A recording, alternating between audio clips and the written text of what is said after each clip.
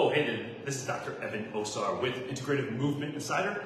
Do you train balance in your clients, especially your older clients? Of course you do. If you're a health and fitness professional that understands the role you have with your older clients and helping them improve their balance, then you're training balance. And you see a lot of gimmicky things with people like this, standing on Bosus and doing all this crazy stuff.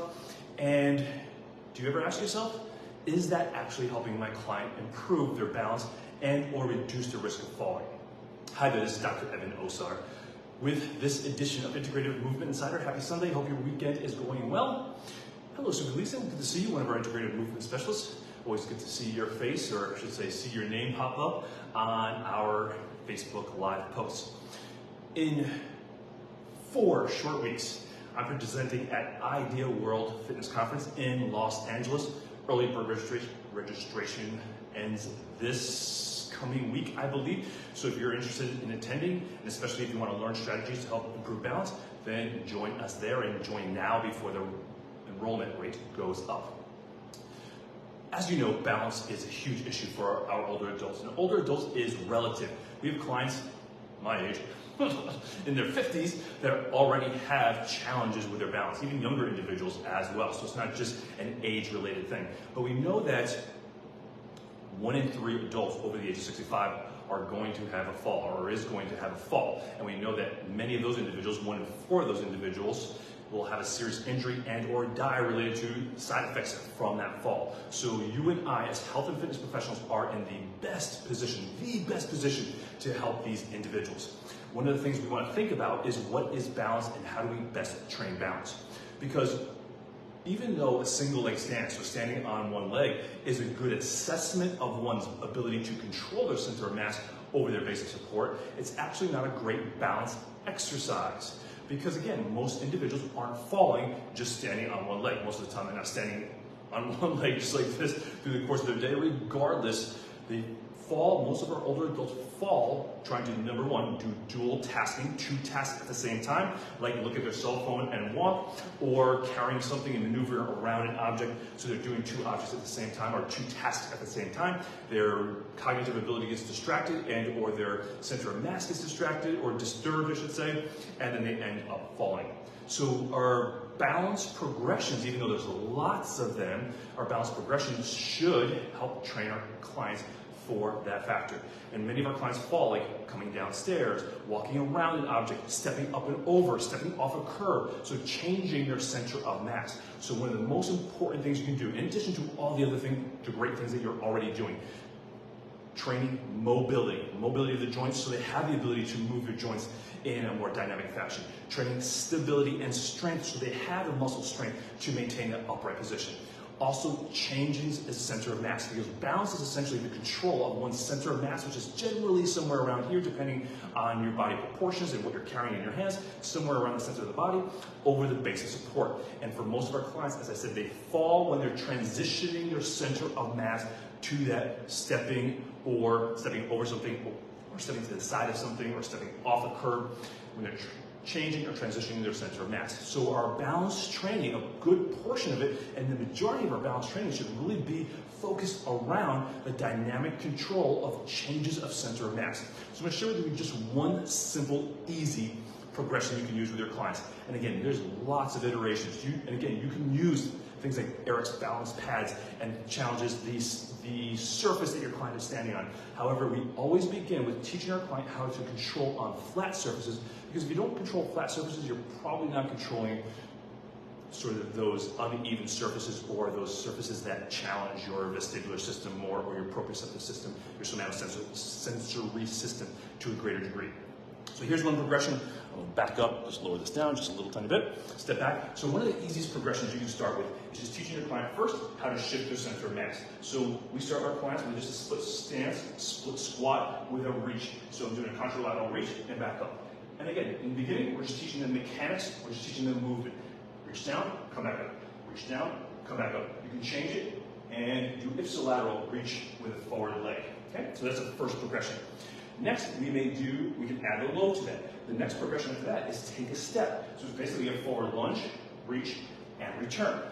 Forward lunge, reach, and return. And you can do an ipsilateral reach as well. You can obviously load this pattern as well. You can do it further, you can do it faster, you can do it more dynamically as well.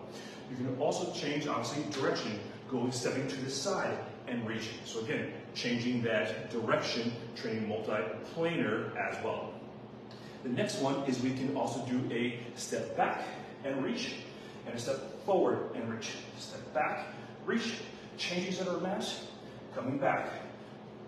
Shift, shift, control, and make it more dynamic as your client progresses. So that way you're teaching your client how to shift their center of mass, but keep it over their base of support. And then you can create, again, you can make this, there's many iterations. You can do a reach, come back, control, single leg.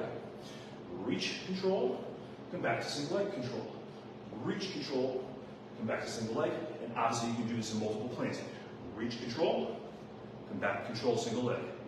Reach, control, come back to single leg. So there's many different ways to challenge your client's balance. And again, you can change planes of motion, reaching at a diagonal.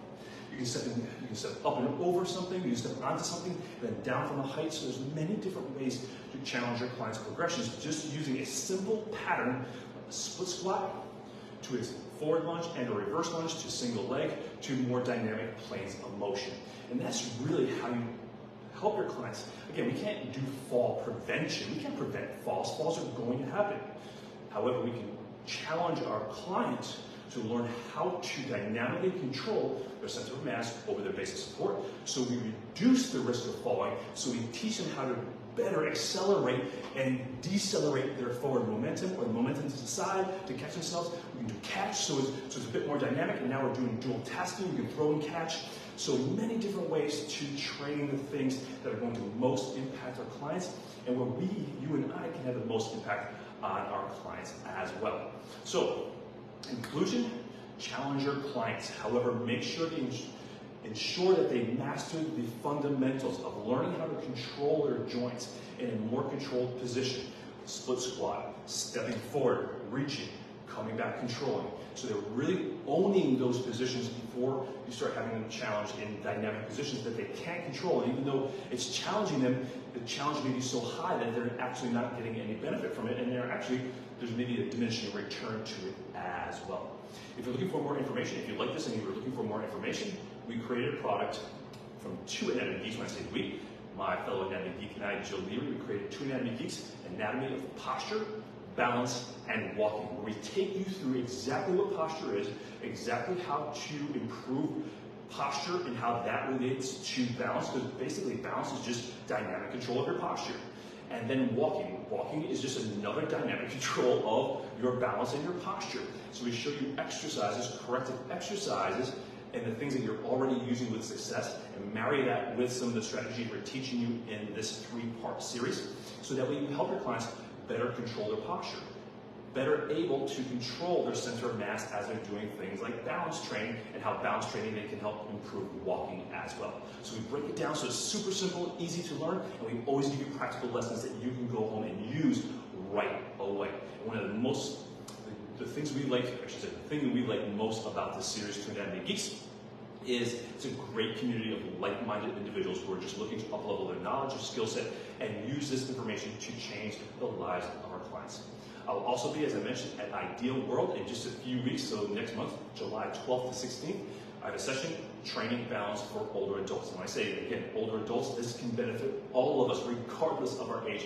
You know, I'm working with a high school sprinter, and her balance is awful. So how is a sprinter, how's an athlete going to improve her sprinting if her balance, her center of mass control isn't good? And that's why a lot of our athletes aren't performing at the levels they need to and or want to as well. So if you're going to be out in the LA area, or you're better at learning in a live scenario, then join us at Idea World Conference July 12th through 16th. I put the link to both products, I should say the product, the Two Anatomy Geeks, Anatomy of Posture, Balance, and Walking, in this post, and I also put a link to the Idea World Convention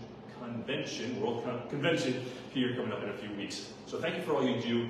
I know you're already doing amazing things with your clients. Take this in mind as you go this week to your clients' workouts, and remember, regardless of what you're doing with your client, continue to educate them, continue to keep them enrolled, and continue to empower them. Be that light in the darkness, be that place where your clients can come and not be judged and just be lifted physically, mentally, and spiritually. Make it a great day. This is Dr. Evan Osar. If you have any questions and or comments, click next to this post and I will answer them. Make it a great day. Continue to do what you do. Take care. See you next time.